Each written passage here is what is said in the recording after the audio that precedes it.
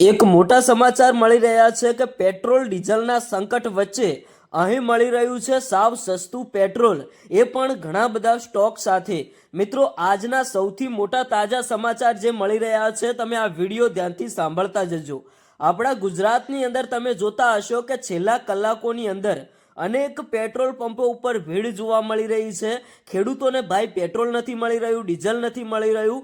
ખેડૂતો petrol pump ઉપર જઈને ઝઘડાઝઘડી કરી રહ્યા છે, કારણ કે જેવી રીતે અત્યારે હાલ ખેડૂતોને પાક વાવવાની સિઝન ચાલી રહી છે અને એક બાજુ ક્યાંક ને ક્યાંક સરકાર દ્વારા એવો સૂચના આપવામાં આવે છે, એવા ઘણા બધા વિડીયો વાયરલ થાય છે કે હવે આપણા દેશની અંદરથી પેટ્રોલ ખૂટી રહ્યું છે અને ક્યાંક ને ક્યાંક લોકોની ઘણી બધી એવી અફવાઓ પણ ફેલાઈ છે, જેના લીધે પેટ્રોલ પંપ ઉપર લાઈનો લાગી રહી છે. કોઈને પેટ્રોલ નથી મળી રહ્યું, કોઈને ડીઝલ નથી મળી રહ્યું. તો આખરે એવી તો કઈ જગ્યા છે જ્યાં સાવ સસ્તું પેટ્રોલ ડીઝલ મળી રહ્યું છે ઘણા બધા સ્ટોક સાથે?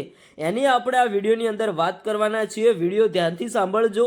દરેક ખેડૂત ભાઈઓને આ વિડીયો શેર કરી નાખજો, કારણ કે અત્યારે હાલના સમયની અંદર ઘણા બધા ખેડૂત ભાઈઓ હોય કે કોઈ પણ આમ વ્યક્તિ અત્યારે પેટ્રોલ ડીઝલ લેવા માટે ઘણા બધી ભાગમ દોડ કરતા હોય છે. એમને પેટ્રોલ નથી મળતું, ડીઝલ નથી મળતું. ઘણા બધા લોકો 10-10, 15-15 કિલોમીટર કાપીને પેટ્રોલ પંપ સુધી પેટ્રોલ ડીઝલ લેવા માટે પહોંચે છે. પોતાના સાધનોની અંદર જે પણ પેટ્રોલ હોય એ પણ બાળી નાખતા હોય છે અને જ્યારે પેટ્રોલ પંપ ઉપર પહોંચે ત્યારે ત્યાંથી એવી સૂચના મળે છે કે અહીંયા પેટ્રોલ ખતમ થઈ ગયું છે, અથવા તમારે લેવું હોય તો આ ડોક્યુમેન્ટ લાવો, તમને આટલું જ પેટ્રોલ મળશે, તમને કેલબાઓની અંદર પેટ્રોલ નહીં મળે. તો ક્યાંક ને ક્યાંક ખેડૂતો ઘણા બધા ગુસ્સે ભરાયા છે.